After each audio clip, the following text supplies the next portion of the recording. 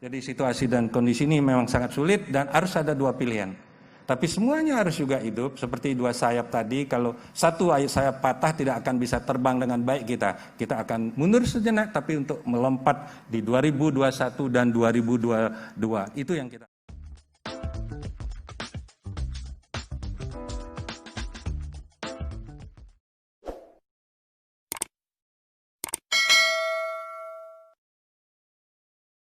itu.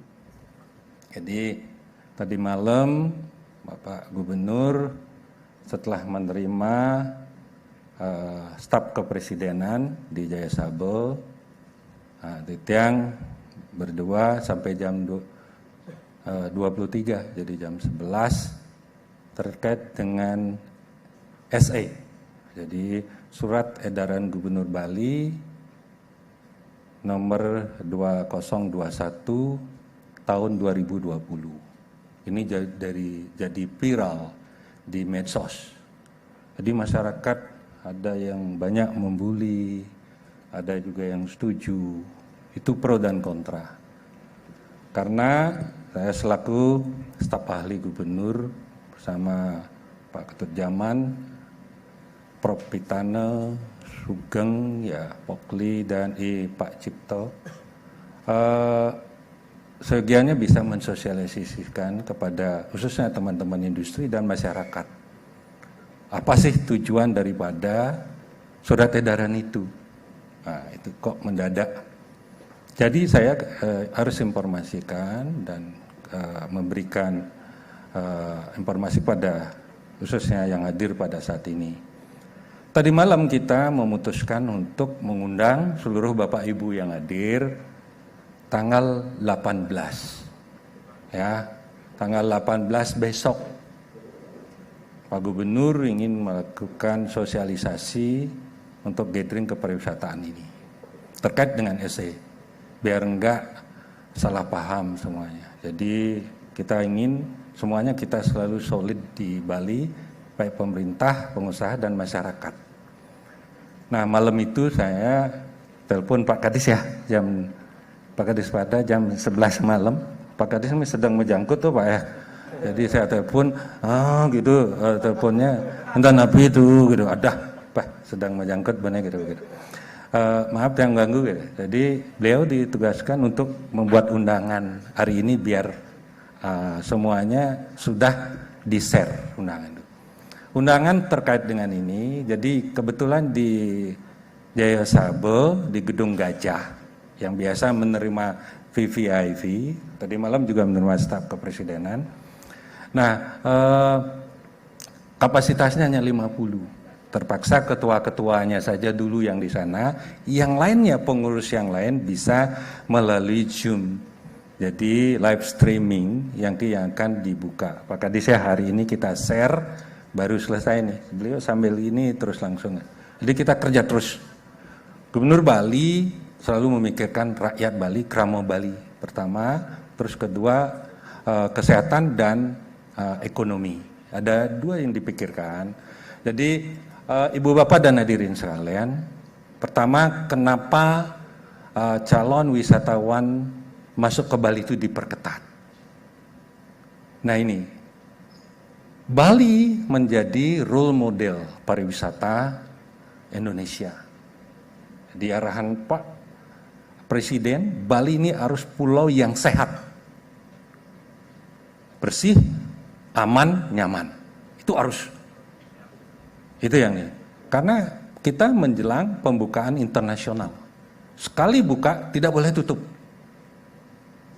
Bayangkan sekarang negara yang besar lockdown. Jerman, Paris, dan kemarin Belanda lockdown.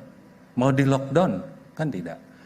Karena beliau mengadakan ratas dengan Pak Menko Marpes, jadi Maritim dan Investasi, untuk mengkaji ulang. Pengalamannya, waktu Maulud Nabi, kenaikan pandemi COVID-19 ini meningkat tajam di seluruh Indonesia. Nah itu harus disadari. Di seluruh Indonesia, termasuk kita di Bali. Sampai 3 digit. Tadi malam pun masih 3 digit. Ini bahaya buat kita. Rumah sakit, para medis sudah kelelahan. Harus dipahami itu. Nanti kalau mudah-mudahan kita selalu sehat semua, kalau ada yang kena siapa yang akan mengurus kita? Ini pandemi COVID-19 ini masih ada. Dan virus ini, jangan konspirasi dibilang atau disepelekan, jangan. Sehingga diperketatlah untuk datang, bukan melarang, bukan menutup untuk datang ke sini. Tapi kalau mau datang, kita harus pastikan mereka sehat. Itu tujuannya. Mereka datang sehat, berliburan di Bali sehat, ya. Sehingga masyarakat Bali tidak terdampak. Karyawan kita yang berinteraksi dengan tamu nanti di hotelnya Pak Suwobawo, di hotelnya Pak Ramyo, di hotel yang lain juga. Jadi ini akan terjadi interaksi. Ini bahaya. Nanti karyawannya kena, terus kemudian dia pulang ke rumahnya juga kena lagi. Keluarganya kena. Tambahlah. Siapa yang akan bertanggung jawab? Ini perlu sangat dipikirkan setengah matang dan tenang. Saya juga ingin cepat buka kok. Saya kepentingan saya sebagai ketua PRI. Kita udah 9 bulan loh OTG. Orang tanpa gaji 9 bulan. It's already 9 months. Ini yang the worst one. Jadi I have been working in tourism industry more than 35 years. Kita pengalaman. Kita tidak gegabah untuk mengambil sikap dan keputusan itu. Siapa yang jamin kalau kita jor-joran buka hanya Revit saja, Bali booming 2 minggu, booming tanggal 20 sampai 4 Januari, dan setelah itu meledak kasus pandemi kita, who gonna take this responsibility? Kita yang suffering, government juga suffering, kita industri suffering, dan community, masyarakat. Ini harus dipahami. Kalau terjadi jadi para medis pun sudah give up. Menyerah nih. Para medis ini kasihan. Kalau tahu ya, dia tidak bisa pulang langsung, harus di Balkes. Tidak bisa ketemu anak dan keluarganya suaminya. Can you imagine? Itu yang terjadi, ini fakta. Itu yang terjadi, makanya Bapak Gubernur sangat ekstra hati-hati dan paham betul to manage this island and these people. Itu. Jangan ada yang sampai membuli orang sudah kerja keras. He has been working hard. From in the morning, early morning, 6 o'clock until midnight. Untuk memikirkan ini. Dan banyak diperjuangkan. Kenapa diperketat? Karena memastikan yang datang itu sehat. Keluarganya diajak juga sehat, kan bagus. Datang ke Bali sehat, pulangnya juga sehat. Nah kalau betul-betul dia holiday, dia menambah koceknya. Misalnya satu keluarga tambah lagi 10 juta gitu lah. They have more money, they want to take a holiday. They have to spend the money. Itu harusnya. Jadi kita wajar untuk itu. Makanya adalah swab berbasis PCR. Jadi ibu bapak harus paham. Swab berbasis PCR karena make sure dia harus healthy when they come to Bali. Dan kalau melalui darat, kalau mau murahan dikit melalui darat. With family karena sudah ada tol, infrastruktur sudah bagus, melalui darat. Cukup rapid test antigen. It's more cheaper than PCR. Itu yang harus dilakukan. Ada 2 pilihan, jangan batal. Come to Bali. Bali is open. But untuk yang visitor yang betul-betul sehat. Apakah Bapak Ibu setuju kalau dia ke Bali dalam keadaan sakit?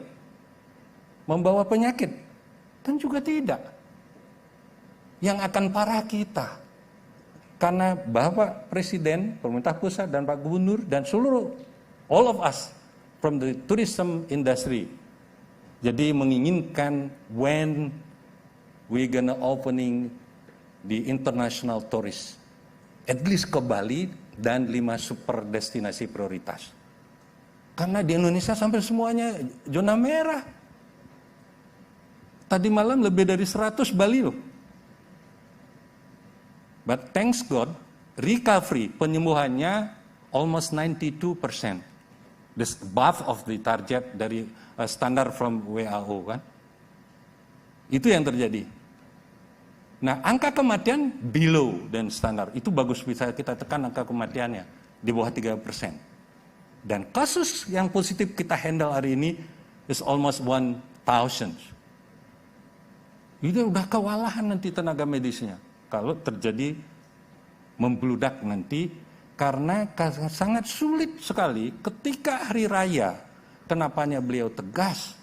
Ketika hari raya, pesta pora yang diadakan itu akan menimbulkan dari potensi untuk menimbulkan klaster baru.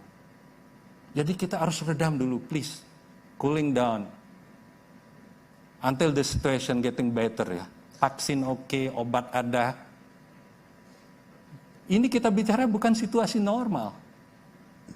I know that's a very difficult situation and very difficult time and very difficult decision.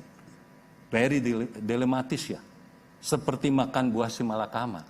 Mohon izin Pak Rai, waktunya sudah habis. Oh, cepat sekali, 2 menit lagi. Ini yang harus kita sadari sebagai masyarakat Bali. Miring, tiang paham kok.